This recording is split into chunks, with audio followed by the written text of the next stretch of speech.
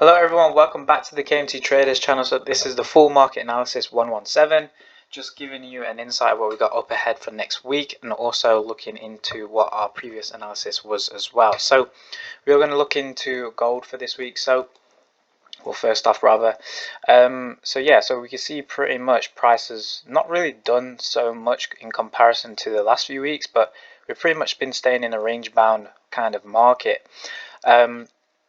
I think what we can see here with the way that price is just really consolidating and not really showing any clear direction, there's going to be potential two options where we get, we're ultimately going to see price rally towards the upside and then break lower, or we'll start to see price peel off and drop lower into the 1800s range. So that's pretty much what I'm going to be looking out for. So we've got some support zones right here, so I'm just keeping an eye out for this range really above this level, because what we could expect is price to pierce this level, so 1960, and then we could find some rejection and then drop lower. But yeah, pretty much my bias for this pair still stands, that I'm looking for that sell off into the downside to at least to tap into that 1800 range. Obviously, I feel like maybe it's still early days, maybe the next 2 weeks or so that we could get this drop. So with that being said, we could expect some mild pushes to the upside that are very short term. But again, it really depends what the market action is really showing to us in the week. So we'll just have to kind of just go with gold on a day-by-day basis, but pretty much we're going to be looking out for this range here, but we're ultimately anticipating price to drop off lower. Okay, so moving on to EU. So for EU, what we had anticipated is basically price selling off, so it actually did quite a big move actually.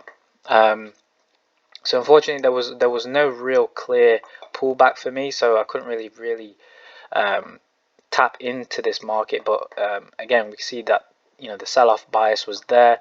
So what we can probably expect for this week now is we can see that the second scenario is probably likely forming, and so we're probably just gonna keep this scenario but move it towards like a second scenario, if that makes sense.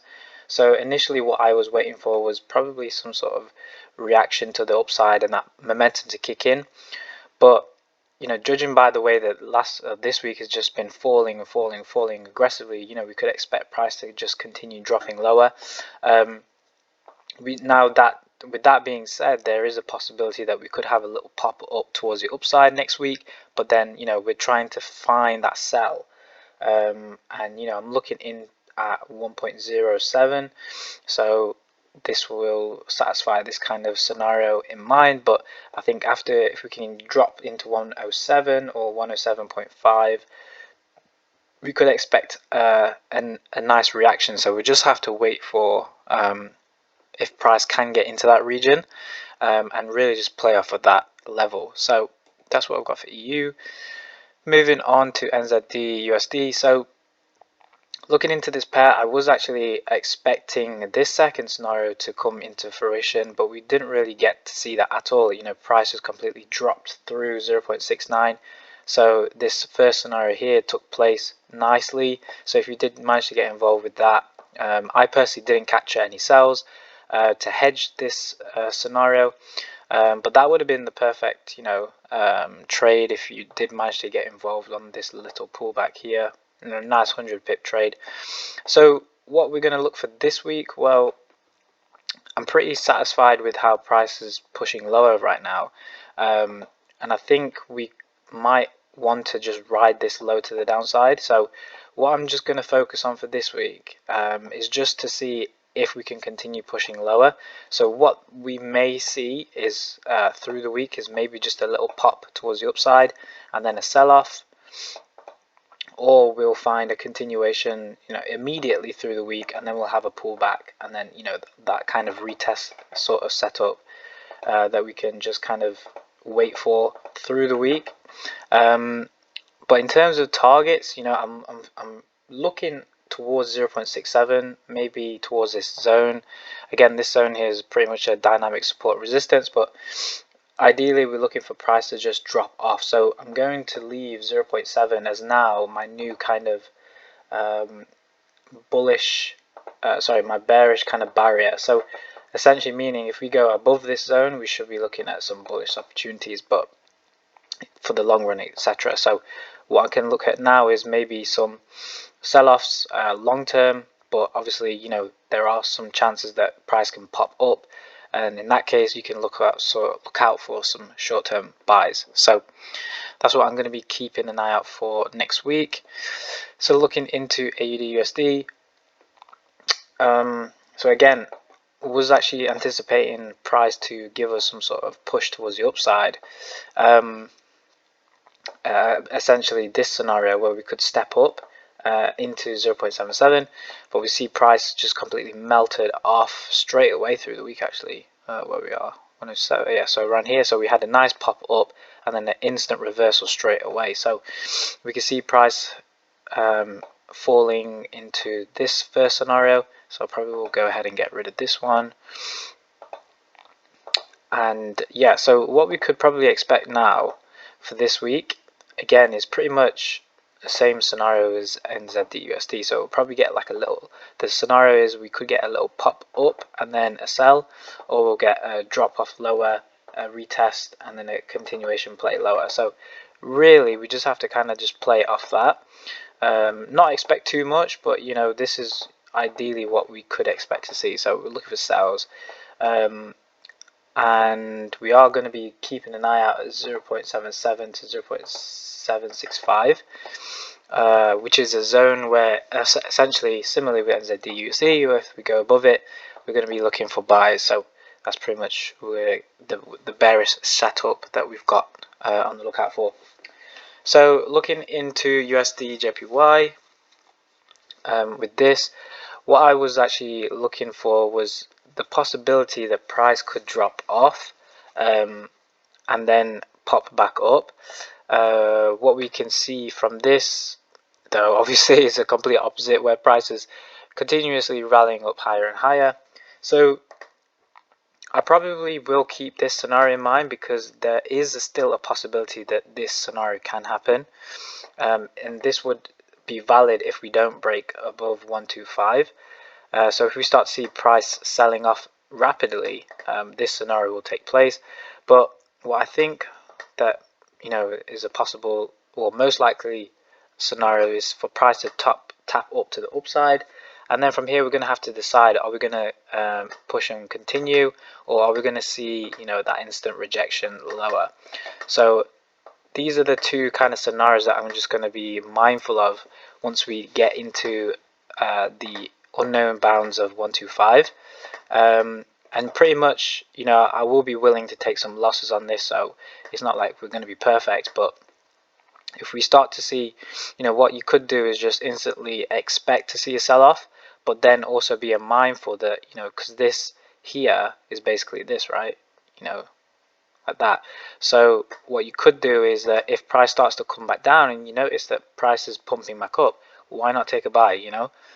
So that's pretty much my game plan for UJ for next week. But obviously anything can happen. I'll probably, you know, I wouldn't be surprised if this was to happen, you know. But yeah, we'll keep an eye out for UJ and see what's possible.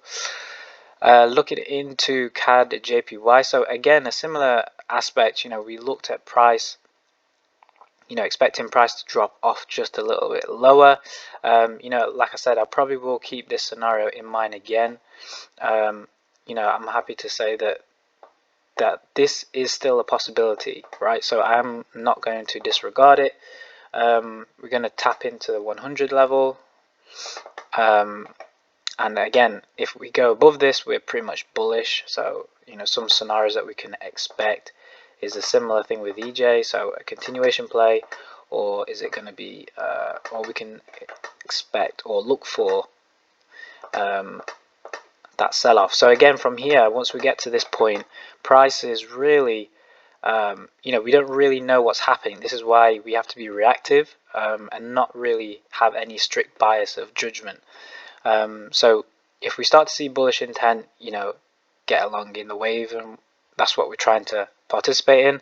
But if we start to see some of that rejection coming into play, you know, I think that would be a very comfortable possibility that, yeah, we could see a temporary drop off. So keeping both options in mind if we get above that level.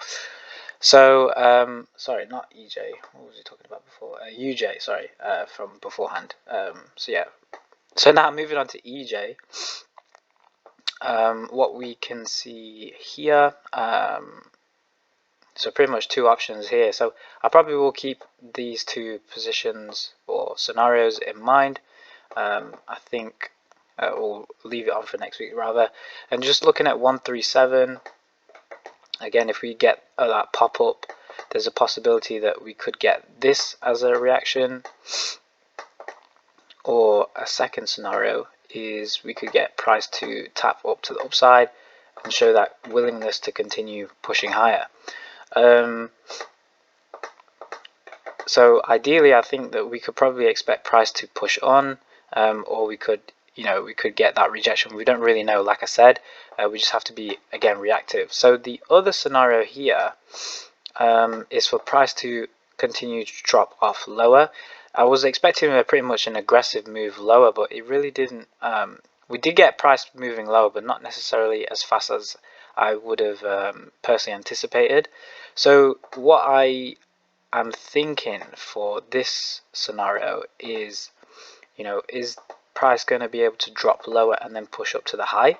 I think that's a possible scenario, and I think that's one of my game plans that I'm going to look into, because if this was to sell off, you know, price would be really dropping off right now, but you know, we're not really doing much. We're in the sideways channel, just like so. So if I was to draw some rough estimations, you know, we've got this range to kind of play within, so we'll see what can come from this. But you know, looking at this, there is a possibility that we could get price to drop into this lower barrier, maybe at 133, and then, you know, possibly pump up just a little bit more. But I'm definitely not really keen, personally anyway, to look at some sells because of the way this has just not really been showing any intent to sell for me anyway. But we'll see what happens with EJ. So looking at AUDJPY, so if we look at the sell, well, we had a bias of price dropping off, but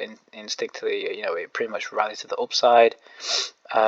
So one scenario that we could expect from this is actually we could get this to form, which is price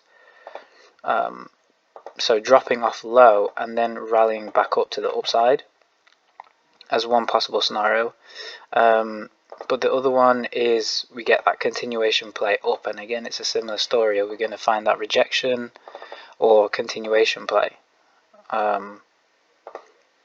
So like so. But from here, again, like I said, it's just a matter of reacting at this point. So above 94, that's our level where we're not really sure, but we could expect either two scenarios. Then the other scenario that we could expect is price selling off into 90, or maybe even 89, and then rallying higher. So that's, you know, something that I'm keeping an eye out for. Looking into USDCHF, so final two pairs. So what we can see here, price is just really stepping up nice and slowly. We can see price from this week just really nicely popping up. So, you know, pretty much on this nice, well, this annotation here. So what I'm going to look for this week is pretty much the next step of this, which I believe could be a turning point. So I'm not entirely too sure where, but we're going to be expecting, or we're going to be looking for price to turn over to the downside to potentially take out 92, potentially lower.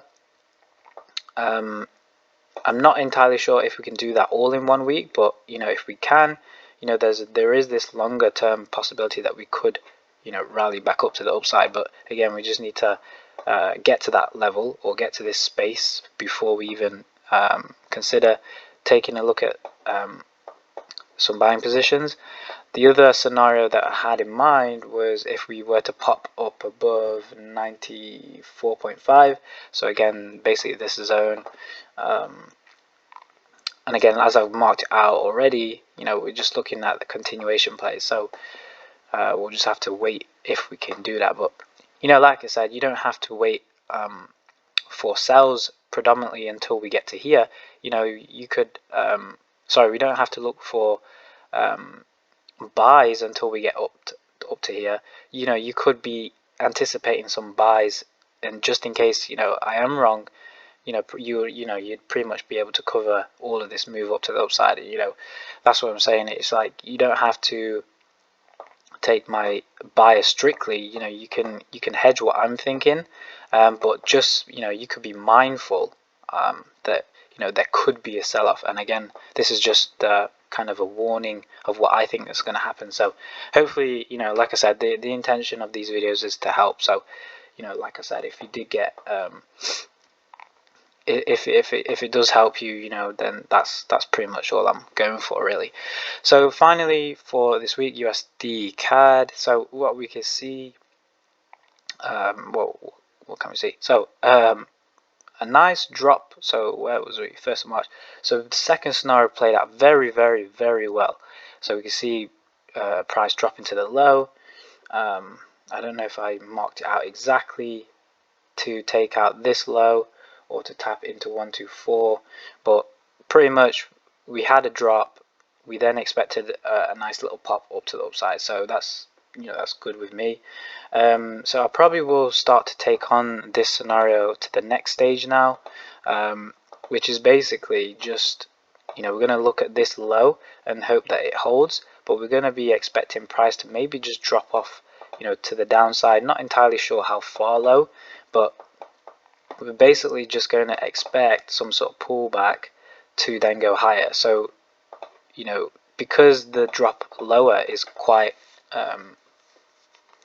it is some quite distance, you know, we can look for some sells, but, you know, to understand what type of move this is, you know, this would be considered just like a shorter term, and again, this buying position would considered be a longer term position. So with all of this week, you know, I believe NFP was last week, but you know, pretty much it's been quite a good week in terms of moves. So hopefully you did catch something. I hope you did get some value from this video, and as well as last week's analysis too. If you did enjoy this video, make sure you are subscribed. If you did get any value, leave a like, and that will be all from us. So thank you very much for listening, guys, and we'll see you all in our next week's video.